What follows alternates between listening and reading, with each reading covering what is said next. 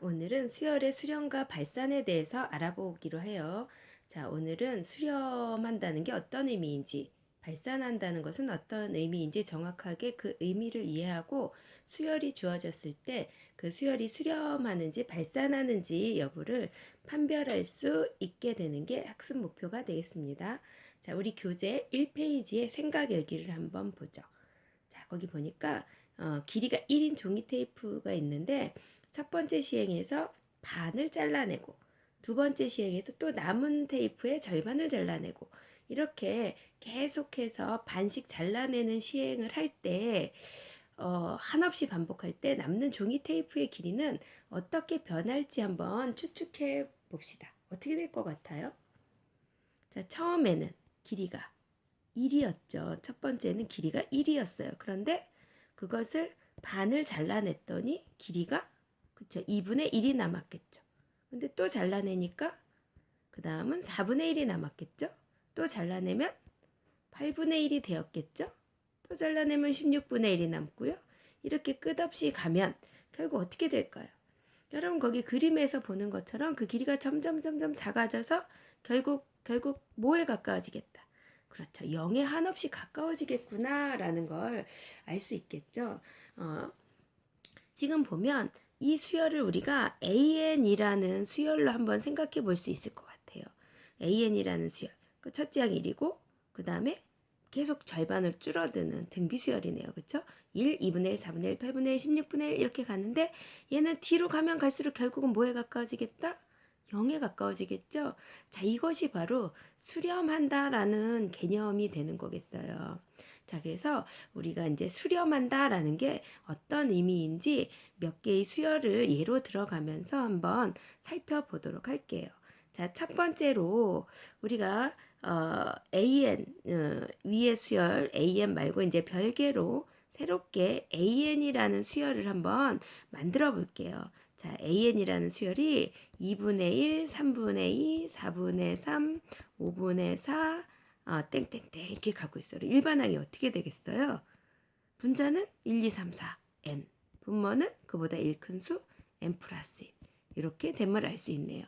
자, 얘는 뒤로 가면 갈수록 어떻게 되나요? 자, 밑에 그래프를 한번 보죠. 자, 첫 번째 2분의 1이었고, 두 번째 3분의 2, 4분의 3, 5분의 4, 6분의 5, 땡땡땡땡.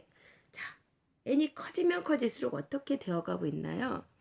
이 값이 점점점 저 1에 한없이 가까워져 가고 있는 것을 알 수가 있겠죠. 자, 이번에는 bn이라는 수열을 한번 보죠. 자, bn이라는 수열을 보니까 얘는 1, 마이너스 2분의 1, 3분의 2, 마이너스, 아니고, 마이너스 3분의 1이네요. 그쵸? 또 마이너스 4분의 1, 또 5분의 1, 땡땡땡 해서 마이너스 1에 n 플러스 1제곱 곱하기 n분의 1 일반항이 이렇게 주어지는 수열이었어요. 자, 얘도 그래프에서 보니까 첫째 항은 1이고 둘째 항은 마이너스 2분의 1, 셋째 항은 3분의 1, 넷째 항은 마이너스 4분의 1, 5분의 1, 마이너스 6 이렇게 가고 있죠. 얘는 n이 커지면 커질수록 지금 어떻게 되고 있나요? 그쵸. 얘는 뭔가 0에 한없이 가까워지는구나 라는 느낌이 들죠. 자, 그래서 우리가 이제 기호를 한번 적절히 설명을 한번 해볼게요. 여기서 우리는 무한대라는 마치 팔자를 옆으로 눕혀놓은 것 같죠? 이 무한대라는 기호에 대해서 먼저 알아야 되겠어요. 이 무한대라는 것이 의미하는 건 뭐냐면 어떤 수가 한없이 커지고 있는 상태를 의미합니다. 수가 한없이 커지고 있는 상태. 자, 그래서 우리 지금 여기서 보면 n의 값이 한없이 커질 때 AN의 값은 어떻게 될까라는 걸 살펴본 거잖아요.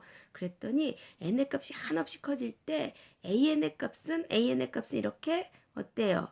1이 한없이 가까워지는 걸 알 수 있었죠.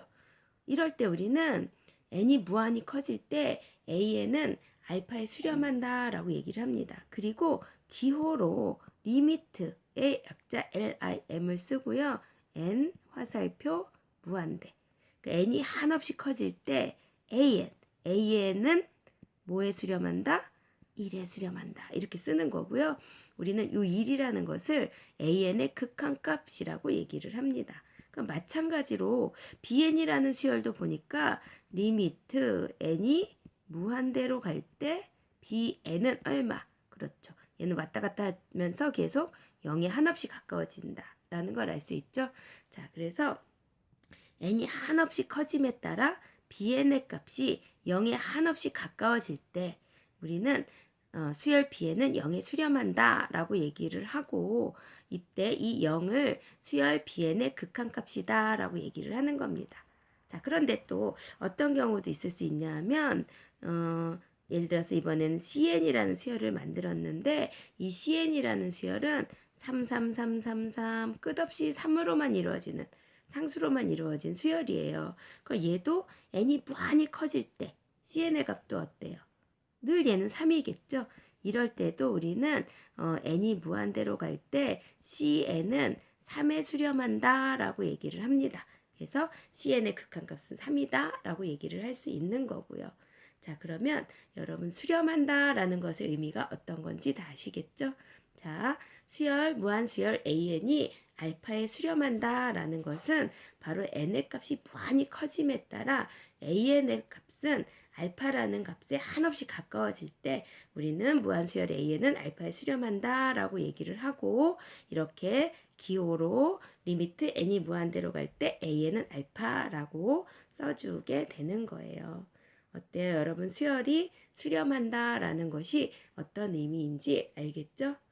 자, 그러면 그 수렴 다음에 발산이라는 용어에 대해서 봤었잖아요. 그럼 발산한다라는 거는 어떤 의미인지 한번 생각을 해볼게요. 자, 쉽게 말하면 어떤 수열이 수렴하지 않을 때 그 수열은 발산한다라고 얘기를 해요. 수렴하지 않으면 발산한다. 뭐 어렵지 않네요. 그렇죠? 그러면 발산한다라는 것도 사실은 여러 가지 케이스가 있을 것 같잖아요. 그래서 발산한다라는 것의 의미를 한번 생각을 해보도록 할게요. 자, 이번에는 두 개의 수열 역시 AN과 BN이 주어졌는데, AN이라는 수열은 1, 3, 5, 7, 9, 땡땡땡 일반항이 뭐예요? 그렇죠. 2n 플러스 1임을 알 수 있죠. 자, 이렇게 끝없이 나가는 무한 수열이 있었어요. 자, 그랬을 때, 자, 잠깐만. 그랬을 때, 여기서 보면 얘는 첫째 항이 1이었다가 둘째 항 3, 그 다음 5, 7, 9, 11 어때요? 점점점 n이 커지면 커질수록 an의 값도 무한히 커짐을 알 수 있죠. 자, 이럴 때 우리는 n이 한없이 커질 때 an의 값은 양의 무한대로 발산한다 라고 얘기를 해요. 그래서 기호로 리미트 n이 무한대로 갈 때 an은 양의 무한대로 발산한다. 이렇게 얘기하는 거예요. 자, 뭔지 알겠죠? n의 값이 한없이 커짐에 따라 an의 값도 한없이 커질 때 우리는 양의 무한대로 발산한다 라고 얘기하고, 기호로 리미트 n이 무한대로 갈 때 an은 무한대라고 써준다는 얘기예요. 자, 그 다음에 이번에는 bn이라는 수열을 한번 생각해 볼게요. bn이라는 수열은 마이너스 1, 마이너스 9, 4, 마이너스 9, 마이너스 16, 땡땡땡. 그럼 뭐죠? 일반항이? 네, 마이너스 n제곱이 되겠죠. 뒤에는 보니까 어때요? 첫째 항은 마이너스 1이고 둘째 항은 마이너스 4, 셋째 항 마이너스 9, 그 다음 마이너스 16, 마이너스 20 어때요? 점점점 n이 커지면 커질수록 이 bn의 값은, 그렇죠, 음수로서 그 절대값이 무한히 커짐을 알 수 있죠. 이럴 때 우리는 n이 한없이 커질 때 bn은 음의 무한대로 발산한다 라고 얘기를 해요. 그래서 기호로 리미트 n이 무한대로 갈 때 bn은 마이너스 무한대, 이렇게 기호로 나타냅니다. 자, 그러니까 n의 값이 한없이 커질 때 an의 값도 한없이 커지면 우리는 양의 무한대로 발산한다 라고 얘기하고 이렇게 표시하는 거고, 또 n의 값이 한없이 커질 때 그 값이, 그러니까 an의 값이 음수로서 그 절대값이 한없이 커질 때 우리는 음의 무한대로 발산한다 라고 얘기하고 이렇게 기호로 나타내 주는 거예요. 자, 그런데 이런 경우 말고 또 어떤 경우가 있을 수 있냐면, 이번에는 밑에 그림으로 볼게요. 이번에는 AN이라는 수열이 1, 마이너스 1, 1, 마이너스 1과 마이너스 1이 번갈아 나타내는 수열이었다고 해봐요.